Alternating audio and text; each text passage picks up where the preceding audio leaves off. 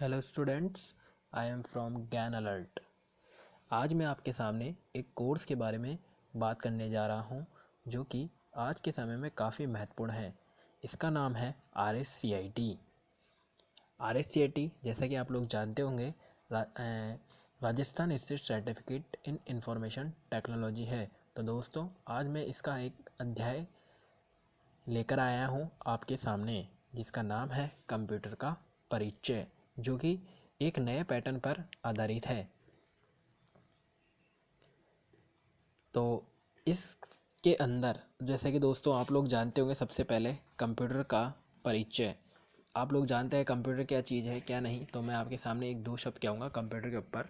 जैसे कि कहा जाता है कि आवश्यकता आविष्कार की जननी है। जब तक किसी वस्तु की आवश्यकता महसूस नहीं होती है, जब तक उसका आविष्कार भी नहीं होता। यदि कंप्यूटर के आविष्कार के पीछे छिपे इतिहास को ढूंढा जाए, तो हमें पता लगेगा कि मानव के सामने गणना यानी कैलकुलेशन एक ऐसी जटिल समस्या थी जिससे मानव को प्रेरित किया गया। कुछ ऐसे उपकरणों को बनाने के लिए जिससे गणना की जाए। आविष्कारों की ये श्रृंखला अंत में कंप्यूटर के आविष्कार पर जाकर ख़त्म हुई। तो दोस्तों, इस प्रकार कंप्यूटर का आविष्कार हुआ। अब मैं आपके सामने सबसे पहले लेकर आया हूँ, जो कि इस कंप्यूटर RSCIT के अध्याय के अंदर दिया गया है, जो कि है आपके सामने कंप्यूटर की पीढ़ियाँ। अब आपको तो पता ही है कि कंप्यूटर की 5 पीढ़ियाँ होती है, इसमें बताने की कोई बात नहीं है, पर फिर भी कोर्स है तो पढ़ना तो पड़ेगा ही। तो जनरेशन जो होती है कंप्यूटर की 5 होती है, जिसका मैंने आपके सामने सन और इसके अंदर क्या क्या इन्वेंट किया गया है, ये सब कुछ इसके अंदर लिखा है। अब जैसे कि आप थोड़ा इस स्लाइड को पॉज करके आप इसको पढ़ सकते हैं। मैंने हर एक स्लाइड के अंदर इसके अंदर पूरी डिटेल के साथ लिख रखा है, तो मैं नेक्स्ट स्लाइड करके आपको बताता हूँ। अब जैसे कि आपके सामने आया है कि कंप्यूटर की सबसे जो पहली जो पीढ़ी है, प्रथम पीढ़ी, इसकी जो मुख्य बातें मेरे को जो अच्छा लगा, जो मैंने लिखा है आपके लिए।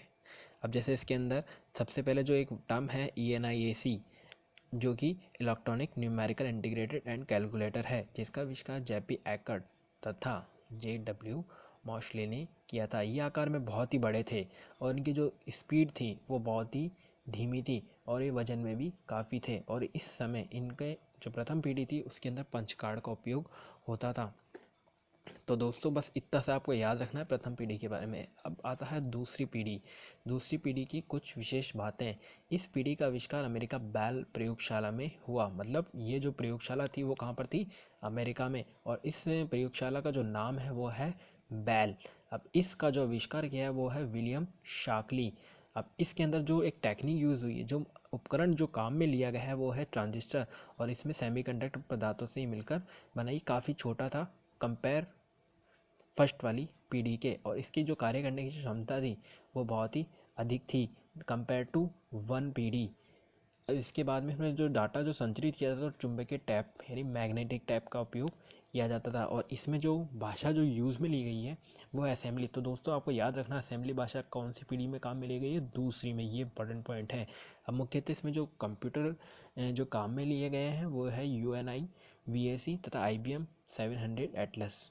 और इसके अंदर ये और आपको बात ध्यान रखनी है, कोबाल और फोर्ट्रॉन उच्च स्तरीय भाषा यानी हाई लेवल प्रोग्रामिंग भाषा इस पीढ़ी के अंतर्गत शुरू की गई थी। अब आती है आपके सामने तीसरी पीढ़ी।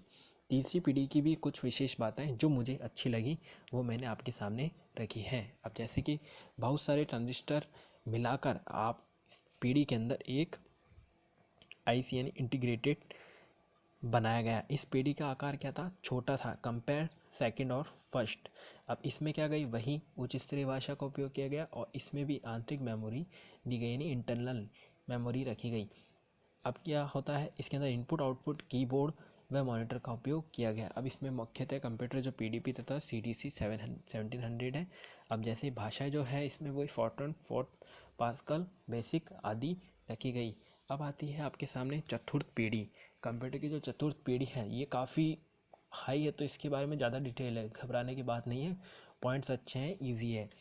इस पीढ़ी में जो निम्न जो कार्य हैं, जैसे कैलकुलेशन, डायग्राम, जैसे साउंड का, जैसे डाटा संचय करना, ये सब। अब VLSI का इसमें उपयोग किया गया। VLSI की फुल फॉर्म है वेरी लार्ज इंटीग्रेटेड सर्किट। इस पीढ़ी में जो टैड हॉफ ने माइक्रो प्रोसेसर बनाया था, ये काफ़ी इंपॉर्टेंट बात है। जो टैड हॉफ ने क्या बनाया था, एक माइक्रो प्रोसेसर।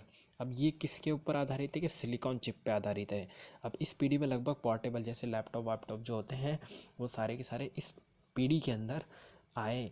अब इसमें डिस्ट्रीब्यूटेड ऑपरेटिंग सिस्टम। अब डिस्ट्रीब्यूटेड बहुत ही अच्छी टर्म है दोस्तों, मैं अपने वीडियो के अंदर इस टर्म को बहुत अच्छे से समझाऊंगा। अब आती है भाषाएं। जो इसमें जो भाषाएं जो ली गई है वही BASIC, COBOL, Pascal, C++, database. अब दोस्तों ये आपको भाषा का थोड़ा ध्यान रखना है कि चतुर्थ पीढ़ी के अंदर कौन सी भाषाएं काम में ली गई है। अब पीढ़ी के कंप्यूटर, पीढ़ी के जो computer IBM PC, ZX, spectrum आदि थे। अब इसके बाद में जो लास्ट जो पीढ़ी आती है वो आती है पंचम पीढ़ी।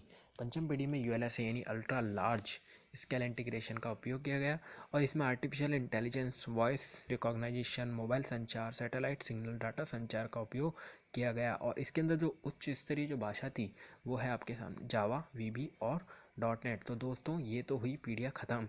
अब आता है कुछ इंपॉर्टेंट बातें इस चैप्टर की जो थी, जो मैंने रखी है आपके सामने।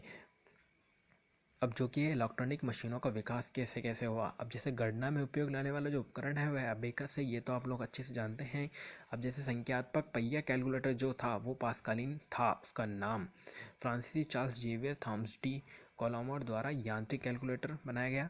वर्ष 1879 में अमेरिका आविष्कारी हर्मन लॉलरिथ ने कंप्यूटिंग के लिए हाथ करंगा अवधारणा की गई। हॉलरिथ ने पंच कार्ड उपयोग में लाए। जो हॉलरिथ था वो कौन ने क्या करा था, पंच कार्ड उपयोग में लाया था। ऐसे ही वर्ल्ड वाइड वेब 1980 में इसका अनावरण किया गया था।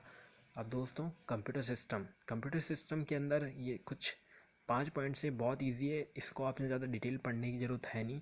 और मेरे हिसाब से आपको ये बहुत कुछ आता ही है। पीपल जो होते हैं लोग, ये कंप्यूटर, अब लोग डिपेंड करते हैं कंप्यूटर पे। अब जैसे ये कंप्यूटर के 5 भागों में से एक है। अब जैसे प्रोसीजर होता है एक दिशा निर्देश कि किस तरीके से क्या काम करना है, क्या नहीं करना है। ये किस पे बेस होते हैं, आपके सॉफ्टवेयर, हार्डवेयर एवं डाटा के ऊपर इसकी पालना करता है। सॉफ्टवेयर जो होता है एक टर्म है, छोटी सी प्रोग्रामों का समूह। ऐसे ही हार्डवेयर होता है, यह सॉफ्टवेयर द्वारा नियंत्रित किए जाते हैं। और जो डाटा होता है वो सूचनाओं का संग्रह होता है। तो दोस्तों यही मेरी तरफ से ये चैप्टर कंप्लीट है। और अगर हुआ तो मैं इस चैप्टर के क्वेश्चन आंसर कल लेकर आऊँगा आपके सामने। अगर आपको मेरा वीडियो पसंद आया है तो आप ज़रूर से इसे सब्सक्राइब करें और लाइक करें, ताकि मैं आपके लिए और वीडियो ला सकूं।